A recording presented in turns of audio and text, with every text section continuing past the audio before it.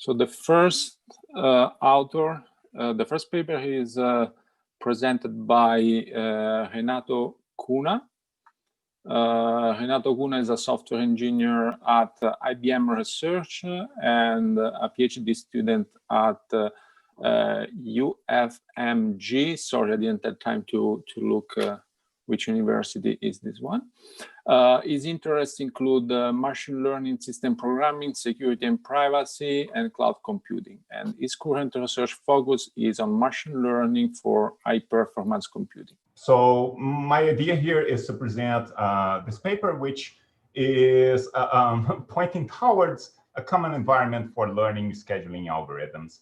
And why do we want to do that? Well, one thing that we saw when we looked at specifically reinforcement learning techniques for systems management and allocation problems, we see that everyone seems to define their own environments, and these causes a problem for reproducibility. So even though we have some resource management environments for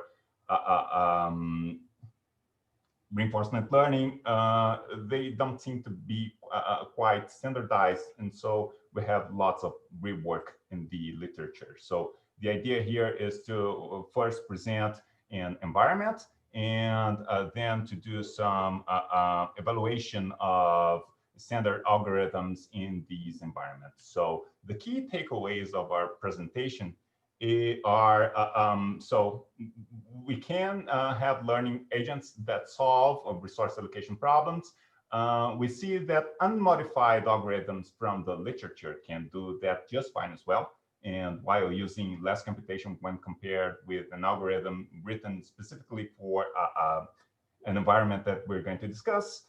And that reinforcement learning software libraries, they help speed up development and testing of agents. And everything that we see here is available on GitHub. So it's downloadable. When you visit the repository, you see a brief description, some sample code of how to instantiate a random agent. And not only that, but we also have some documentation and code coverage. And when you click the documentation, for example, when you go through the root and documents, tutorials, and PPO. So PPO is one algorithm we're going to see here. You can just click this find button here, and you're going to be taken to an environment in which you can run these code and use a GPU for learning and evaluating resource allocation problems while not paying a cent for that. So we hope that these helps speed up research. So taking a step back, the kind of environment we're considering here is actually quite simple, and you guys probably are well aware of that. So we have a client which submits a set of jobs to a scheduler. The scheduler sees a set of worker nodes and chooses on which node that job is going to execute. And our objective here is to learn the scheduling function. And we are going to do that using a sequential decision-making framework, which is reinforcement learning. And the interface, we can see that it's actually quite simple. We just have to define what an action is, so a set of actions, and a state representation and some kind of reinforcement signal. So this is a vector, and this should be a scalar. An action, most of the time, it's going to be a scalar as well.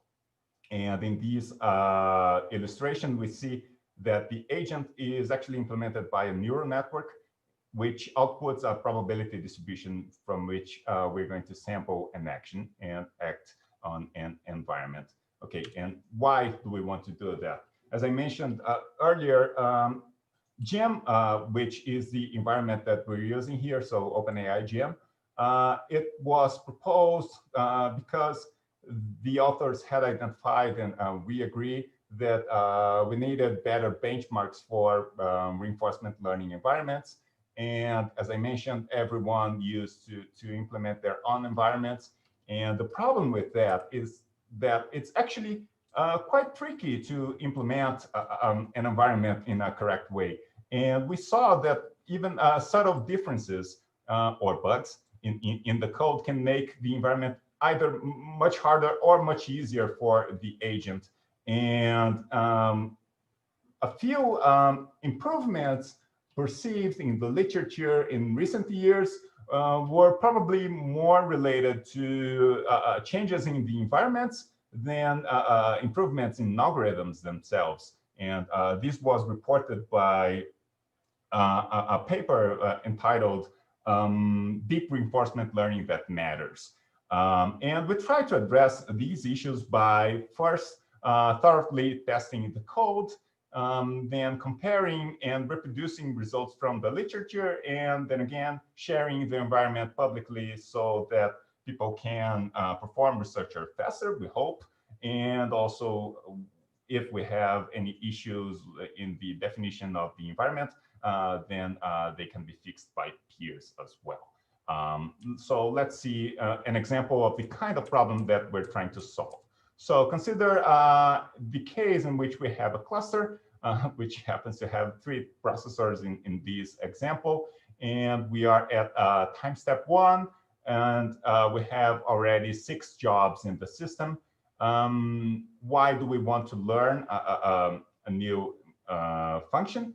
Well, because the algorithm impacts on what's going to happen. So for example, job 7 here, it just uses 1 processor for 1 time step. So a backfilling algorithm would probably place this job here, while a first come first serve algorithm would place it here.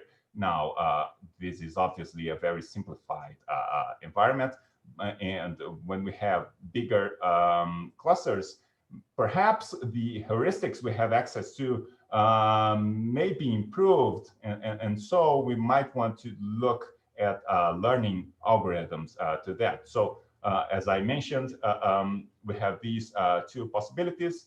And if we are using slowdown as our metric, which is defined as the finish time of a job minus the submission time of a job over the execution time, then it would be better to place that job here instead of placing it at the end.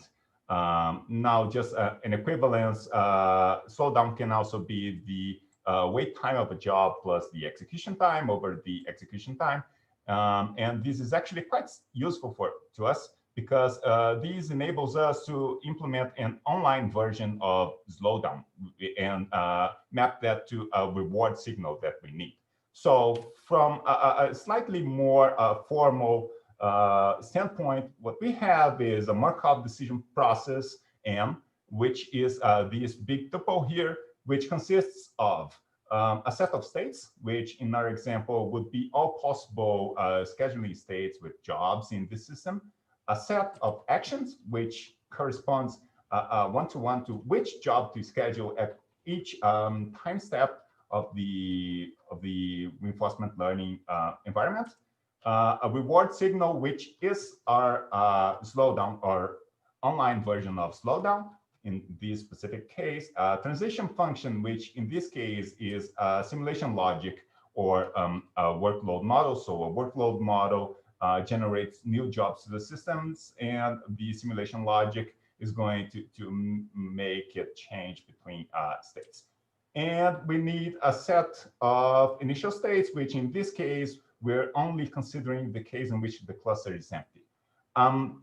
We also have a discount factor. And when the discount factor is different from 1, what we end up doing is we encode in the agent the notion of death or the notion of termination. So at each time step, you have probability 1 minus gamma of finishing the episode or otherwise staying in the MDP.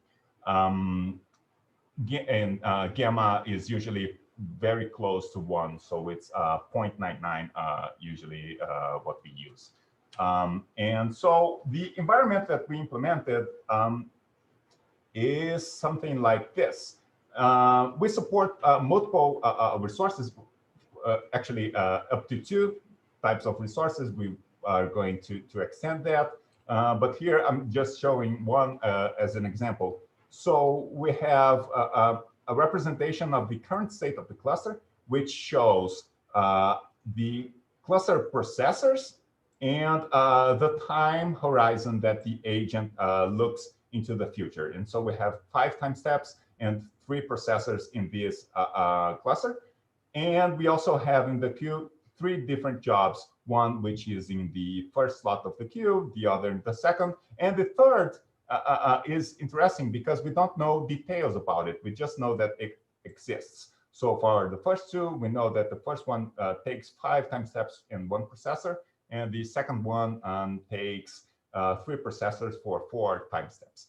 And in this particular case, the agent can make an action, and it does make an action in which it selects the first job, which is going to move to the execution of the system. And even though the reinforcement learning time proceeds here, the simulation time does not, which is why this job, which was going to take 2 more time steps, still is taking 2 more time steps. And now that job that was in the backlog, we know what it is, and it takes 3 processors for 1 time step, but we cannot schedule anything right now because the agent can only choose 3 processors, and we don't have any at this current time step. So it takes the no action, and now time proceeds. So as we can see, the jobs that were executing now, they are taking 1 less time step. And everything here is configurable. And in previous, in the literature, they used to have to be some custom code. Now, what we did was we used the OpenAI Gym interface to actually make these configurable and quite easy to instantiate. So the parameters that we can set that are listed here are essentially the ones that I discussed in the previous step. And for the generation of jobs, we have 2 possibilities.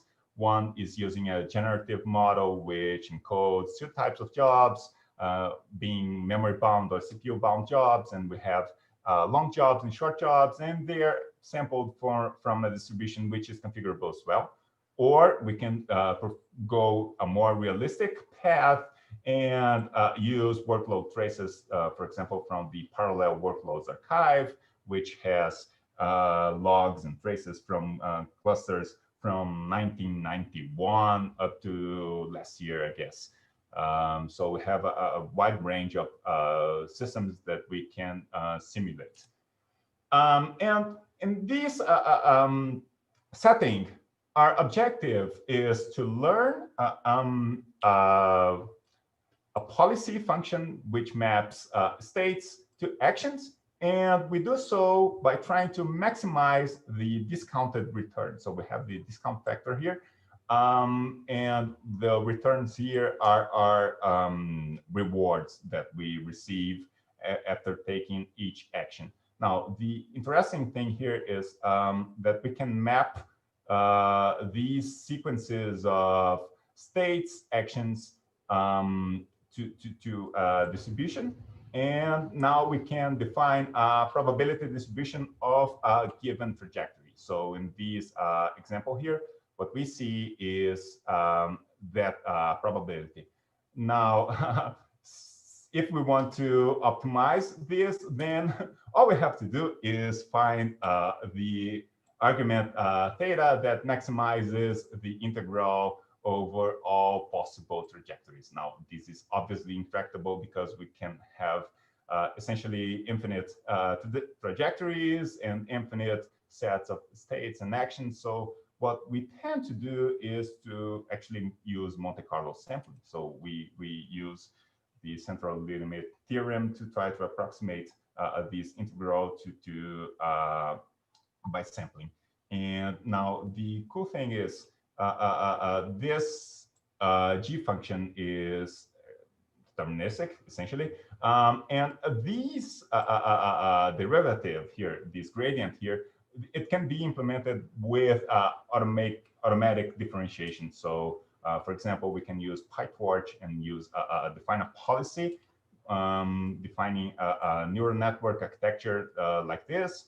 And now to select actions, what we need to do is just do a path forward through this neural network. And for action selection, then we get these distribution, and we can sample from this distribution. And now once we take this action, all updates are going to be backpropagated to all these weights, and we're going to have a learning agent. Now, the problem with policy gradients is that these are they have high variance because of the Monte Carlo sampling. So one way to reduce these variance is to use a baseline function. And the cool thing about the baseline function is if it doesn't depend on the action, then its expectation is 0. I think we don't have to go through the math here, but the key point is that it's essentially 0. And now we have a whole set of action or functions that we can choose to try to reduce the variance of these problems. And also we can try to favor distributions that have higher entropy, for example, so that we are closer to uniform. And this way we avoid getting trapped into local minima in the beginning of the optimization process. So in this environment, we implemented 3 agents. One from the literature built specifically for resource management problems, and 2 state-of-the-art reinforcement learning algorithms that were implemented without any modification. So we just, in this case, imported a baseline library and implemented the agents. So we can see the difference in lines of code, effective lines of code here. So the first agent was much bigger than 5 times approximately bigger than the other 2. And in this one, the baseline function is actually the average of a set of parallel workers. And we implemented a synchronous and a asynchronous update function, but we are going to see that they have quite close performance. And we also, and these 2 algorithms use more complex functions. So here we have another neural network that tries to estimate the value of any given state. Okay, so the results, as we can see, is that given enough time, DeepRM can indeed outperform easy backfilling algorithms, shortest job first, first come first serve, and a random agent. And these lines, they aren't shaded because otherwise they would pollute this graph. But the shading is the standard deviation of a set of 60 independent runs for each agent. And these were sampled independently as well. If we take a look at the total reward obtained by the agent, we see that it tends asymptotically to -40, showing that the agent is learning since it is improving. And we take a look at the other 2 agents, we do see that they converge quite fast to a low slowdown setting. Now, the interesting thing here is that for these 2, if we set the beta parameter for the entropy regularization to 0, they do get stuck into a local minimum, and they can't get away from that. And we see that the updates are a little bit noisier, but we didn't perform any kind of hyperparameter optimization here. So we see, but we see that even then the agent improves, and it improves quite fast. And then it takes a little more to reach -40. We see that PPO is unable to do so, but A2C seems to come closer to that value. Another thing was that in this case, we're just using a single worker for sampling these, while in this case, we're using 10 workers, 10 independent workers to learn and to sample these. So computation for these algorithms is actually much smaller. So our contributions here is that we argued that a standard environment can speed up model development, and we saw that in our case. We can match the performance of state-of-the-art methods with software we reuse by reusing the state-of-the-art algorithms, HUC and PPO. And we're also sharing an environment for reproducibility and hopefully to speed up research as well. And everything is downloadable from my GitHub page. And it's been an honor and a pleasure to present my work to you. Thanks, Renato. Do you have any questions for Renato?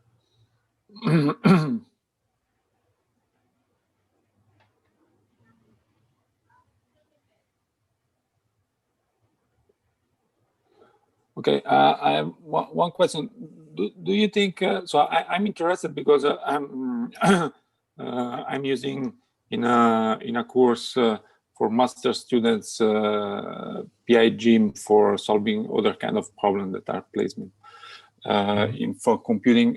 Do you think that your work would be extended to solve other kind of problem that are not scheduling but similar resource management problem? I don't intend to extend to other kinds of problems, but we saw, and in the paper we discussed other types of resource management problems implemented in OpenAI Gym. So we have network optimization. What else? I think transport systems as well, traffic optimization. I can't remember, but most definitely there are more environments. Okay. Okay, thank you. Any other question?